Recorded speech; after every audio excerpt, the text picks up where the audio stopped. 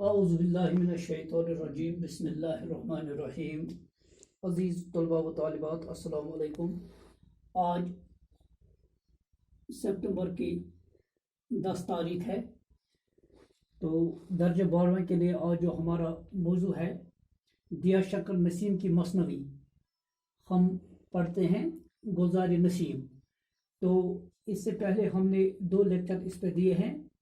تو یہ گلزار نسیم جو ہے یہ شرح آفاق مثنوی ہے مرزا دیا شنکر نسیم کی، یہ شرح آفاق مثنوی ہے گلزار نسیم۔ اس سے کافی شہرت دیا شنکر نسیم کو حاصل ہوئی، اور یہ مثنوی کا وہ حصہ ہے جہاں پہ تاج الملوک جو بقاولی کا پھول چراتا ہے اور بقاولی اس پھول کی تلاش میں بے چین ہو جاتی ہے، تو وہی حصہ یہاں پیش کیا گیا۔ تو میں پڑھتا ہوں، آپ دھیان رکھنا۔ آنکھوں سے عزیز گل میرا تھا، پتلی وہی چشم حوض کی تھا۔ تو بقاولی کہتی ہے کہ وہ پھول جو ہے، جو پھول چرایا گیا وہ مجھے اپنی آنکھوں سے بھی پیارا تھا، وہ پھول مجھے اپنی آنکھوں سے بھی پیارا تھا، اور جو باغ میں حوض تھا یعنی کہ جو کنواں تھا وہ اس کنویں کی پتلی وہی چشم حوض کی تھا، وہ کنویں کی آنکھ کا کنویں کی آنکھ کی پتلی تھی، وہ کنویں کی آنکھ کی پتلی تھی، جس طرح آنکھ میں پتلی ہوتی ہے، اور جو حوض کی آنکھ ہے اس کی آنکھ کی پتلی وہی پھول تھا۔ نام اس کا صبا نہ لیتی تھی میں صبا سے مراد ہے صبح کی ہوا، میں نے کبھی صبح کی ہوا سے بھی اس کا ذکر نہیں کیا، یعنی کہ میں اس پھول کو چھپا کے رکھتی تھی، اس کو دوسروں کی نظروں سے اوجھل رکھتی تھی، اور میں کبھی صبح کی ہوا سے بھی اس کا ذکر نہیں کرتی تھی۔ اس گل کو ہوا نہ دیتی تھی میں اس گل کو ہوا نہ دیتی تھی، یعنی کہ میں اس کا چرچا نہیں کرتی تھی، کیونکہ مجھے خدشہ رہتا تھا کہ کہیں کوئی اس پھول کو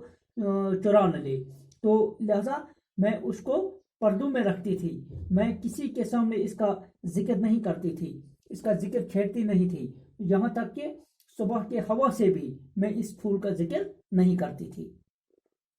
گلچین کا جو ہائے ہاتھ ٹوٹا، گچے کے بھی منہ سے کچھ نہ پھوٹا۔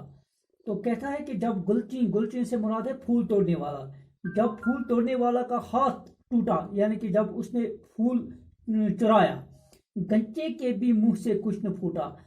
کاش کلی ہی اس وقت کچھ بولتی، کیونکہ کلی سے جب کلی سے پھول توڑا جاتا ہے تو وہاں سے ایک ٹیس نکلتی ہے، جس کو کہتے ہیں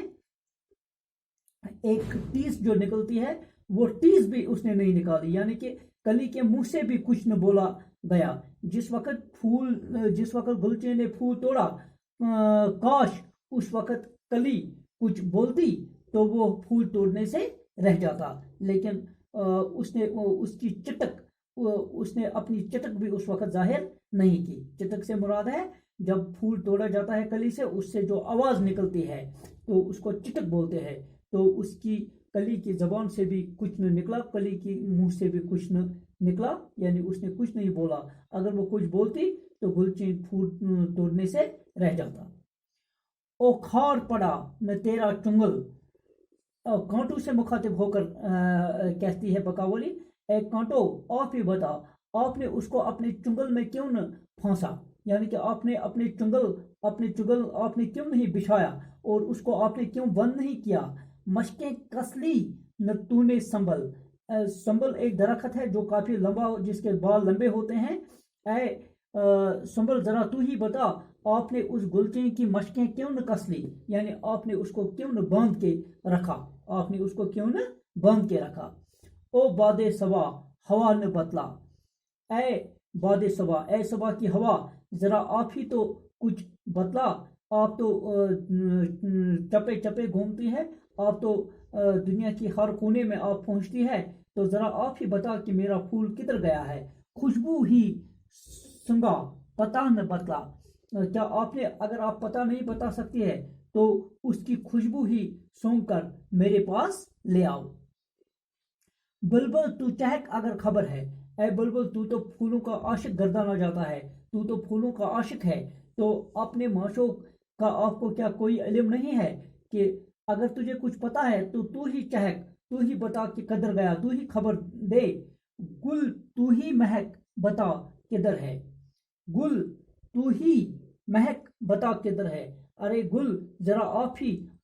مجھے آپ کا پتہ کوئی نہیں بتا پاتا ہے، تو ذرا آپ ہی اپنی خوشبو فضاؤں میں بخیر تاکہ مجھے پتا چلے کہ آپ کہاں ہے یا کس نے آپ کو چرایا ہے، گل تو ہی مہک، اے گل اے پھول آپ ہی اپنی خوشبو فضاؤں میں بخیر دے تاکہ وہ خوشبو میرے پاس آئے اور مجھے پتا چلے کہ آپ کدھر ہیں۔ لرزاں تھی زمین یہ دیکھ کوہرام، بقاولی کی یہ پریشانی اور اس کا یہ اضطراب دیکھ کر، یہ کوہرام دیکھ کر زمین لرز رہی تھی، زمین لرز رہی تھی کہ بقاولی جس قدر پریشان اور چیختی چلاتی تھی سبزے سے راست موبر اندام، اور زمین کی رونگٹیں کھڑے ہوتی تھی، سبزے سے مراد ہے گھاس، اور گھاس کی پتیاں جو زمین سے کھڑے یعنی کہ جس طرح انسان کی رونگٹیں کھڑی ہوتی ہے تو گھاس کی صورت میں زمین کی رونگٹیں کھڑی ہو رہی تھی کہ یعنی کہ زمین بھی پریشان تھی، آسمان بھی رو رہا تھا بقاولی کی پریشانی دیکھ کر، بقاولی کا صدمہ دیکھ کر، تو کوہرام مچا تھا ہر طرف۔ انگلی لب جو پہ رکھ کے شمشاد خاموش کھڑا تھا، یعنی کہ جب ہم خاموش ہوتے ہیں تو اس وقت ہم ایسے اپنے ہونٹوں پہ یہ انگلی رکھتے ہیں، تو کہنے کا مطلب یہ ہے کہ شمشاد جو ایک دراز قد درخت ہے وہ بھی ساکت خاموش کھڑا تھا دم بخود اس کی سن کے فریاد، وہ بھی دم بخود تھا، وہ بھی پریشان تھا بقاولی کی چیخ و پکار، بقاولی کی فریاد سن کر وہ بھی بیچارہ پریشان حال تھا۔ جو نخل تھا سوچ میں کھڑا تھا، جو بھی کوئی پیڑ تھا وہ اسی سوچ میں کھڑا تھا کہ آخر پھول کس نے چرایا، کہاں گیا، جو برگ تھا ہاتھ مل رہا تھا، تو جو بھی پتے تھے وہ ایک دوسرے سے ٹکرا رہے تھے، ماتم کر رہے تھے، ہاتھ مل رہے تھے کہ یہ پھول آخر کہاں گیا۔ تو پیارے طلباء و طالبات، اس طرح سے آج ہم نے اس کا پہلا لیکچر دیا، یہ 10 سپٹمبر کو آج ہم نے پہلا لیکچر دیا، تو انشاءاللہ تو دوسرا لیکچر آج ہی ہوگا، تو باقی وسلام۔